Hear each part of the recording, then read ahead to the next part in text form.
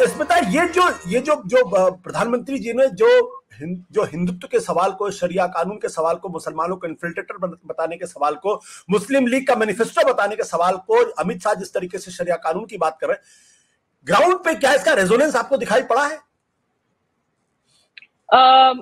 आशु, ये जहां तक तुरंत इस सवाल का ये है, मुझे लग रहा है कि इसका रेजोनेंस ज्यादा लखनऊ वगैरह में सुनाई पड़ रहा है। मैं जिन क्षेत्रों में गई थी वहां दरअसल जो दलितों का मसला है वो काफी ज्यादा स्ट्रांगली रेजोनेट हो रहा है, और खास करके दलितों के अंदर में ये जो फियर है और इस तरह के बयान दिए गए हैं, ये बीजेपी नहीं कह सकती है कि ये डीप फेक्स है या फेक वीडियोस आई हैं, क्योंकि ये उन्हीं के नेताओं की तरफ से बयान दिए गए।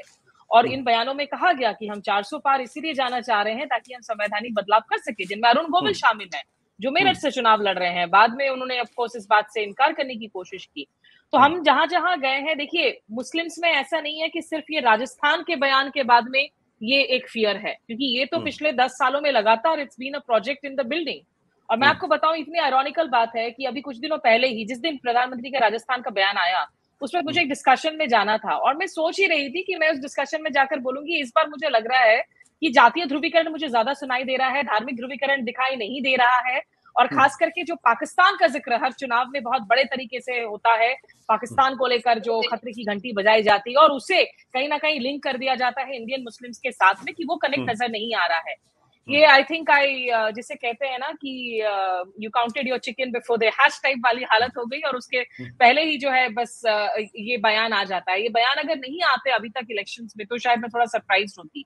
बयान आ रहे हैं, बयान की timing of course first phase में जो काउंटिंग लो थी और जो खबरें पश्चिमी उत्तर प्रदेश से आई कि यहाँ पर जो एक्सट्रीम बैकवर्ड कम्युनिटीज हैं जो बीजेपी को फायदा पहुंचा रही थी वोट बैंक के जरिए, उनको जो वो स्प्लिंटर्ड हो रही हैं। काफी सारे ऐसे जातीय समुदाय हैं जिनमें नाराजगी है बीजेपी को लेकर, वो ठाकुरों की हम बात करें, राजपूतों की बात करें, और इसके बीच में प्रधानमंत्री का ये बयान देना, इसका देखिए असर तो होगा, लेकिन ये out of the blue statement नहीं है अगेंस्ट मुस्लिम्स इन इंडिया को लास्ट 10 ईयर्स में रह रहकर अपने पेट्रियोटिज्म को प्रूव करने के लिए कहा जा रहा है सरकार की तरफ से। उनको नेशनलिज्म सर्टिफिकेट्स डिस्ट्रीब्यूट किया जाता है। इट्स लाइक इंडियन मुस्लिम्स को बार बार प्रूव करना पड़ता है कि भाई यू आर पेट्रियोटिक। क्यों करना पड़ता है, दिस इज बियॉन्ड मी। लेकिन जो दलितों को लेकर जो इस वक्त माहौल बना है, वो मुझे उसकी ज्यादा स्ट्रॉन्गर रेजोनेंस नजर आ रही है ऑन ग्राउंड। लेकिन उसमें जो एक प्रॉब्लम है आशुतोष, उसका ये नतीजा हो रहा है कि लोग at the end of the day घबरा कर मायावती को वोट कर रहे हैं, लेकिन बिना ये रियलाइज किए कि मायावती को अगर वोट कर रहे हैं तो उससे बीजेपी को नुकसान नहीं पहुंच रहा है। इतनी मुझे एंगर और आक्रोश नजर आई। सड़कों पर हमने बहुत सारे दलितों से बात की जिनमें कि यंग स्टूडेंट्स हैं जो कॉलेजेस में एमए कर रहे हैं पॉलिटिकल साइंस में, वो इसलिए नरेंद्र मोदी, उनकी शिकायत क्या है नरेंद्र मोदी से? देखिए, आर्थिक क्षेत्र में तो शिकायत है ही, जॉबलेसनेस को लेकर तो शिकायत है ही, फ्रैगमेंटेशन को लेकर शिकायत है ही, प्लस वो ये कहते हैं कि भाई आप जो ये बार बार क्लेम कर रहे हो कि हम सबको लाभ मिला है आपके वेलफेयर स्कीम से, हमें उसका प्रूफ ग्राउंड पे नजर नहीं आता है। आपकी जो प्रोजेक्टेड नैरेटिव है और हकीकत में बहुत डिफरेंस है।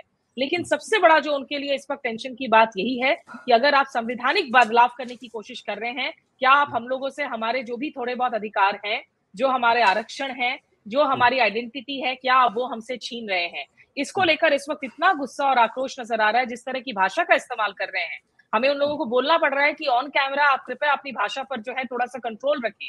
लेकिन वो वोट अगर मायावती को जा रहा है तो इन द लार्जर पिक्चर उससे फायदा लेकिन बीजेपी को हो रहा है।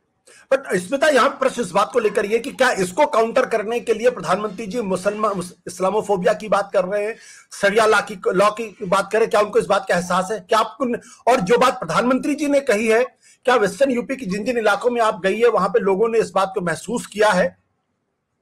देखिए, वेस्टर्न यूपी में तो इस बार जो पहला चरण का चुनाव हुआ तब तक इनका बयान आया नहीं था, तो उसमें जो पॉकेट्स हैं उसमें काफी सारे ऐसी पॉकेट्स हैं जहां पे लड़ाई है। तो एक तो इन क्षेत्र में जहां बीजेपी बड़ी कॉन्फिडेंट थी वहां कम से कम 2-3 ऐसे सीट हो गए, आपके कैराना हो गई, आपका मुजफ्फरनगर हो गया, सहारनपुर हो गया, जहां आपको फाइट नजर आ रही है।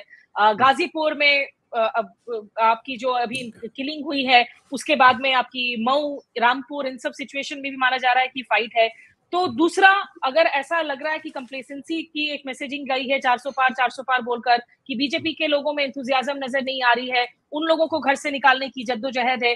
तीसरा, जो सबसे बड़ी बात मुझे लग रहा है कि अभी आपने देखा कि नरेंद्र मोदी और योगी आदित्यनाथ आखिरकार बरेली में एक जॉइंट रैली करते हैं।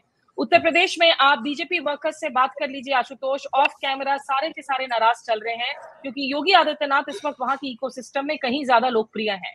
एक नरेंद्र मोदी को लेकर ग्राउंड पे फटीग है और उनको लगता है कि योगी आदित्यनाथ को आप कट्टू साइज करने की कोशिश की जा रही है दिल्ली से, तो जिससे भी नाराज चल रही है। और मेरठ की रैली में जब प्रधानमंत्री ने बिगुल फूका अपने इलेक्शन चुनाव का, उसमें योगी आदित्यनाथ का एक भी फोटो नहीं था।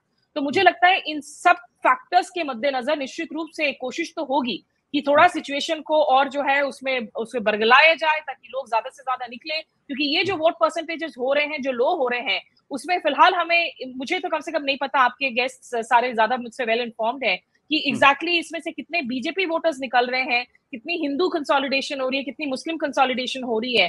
तो जो 400 पार का प्रोजेक्ट है नरेंद्र मोदी का, वो भले ही एक रेटरिक के तौर पर हम देखते हो, कहीं ना कहीं उनके लिए एक रिवाइवलिस्ट प्रोजेक्ट है। जो आइडिया ऑफ हिंदुत्व इंडिया वो प्रोजेक्ट कर रहे हैं, उसके लिए जरूरी है उनके लिए। स्मिता, बहुत छोटा सा सवाल, क्या हिंदू कंसोलिडेशन आपको ग्राउंड में दिखाई पड़ा आपको? इस वक्त तक नहीं नजर आया था, आगे मुझे लगता है कि इसके इफेक्ट अभी होंगे। पहले 2 चरण में इट वाज स्लो।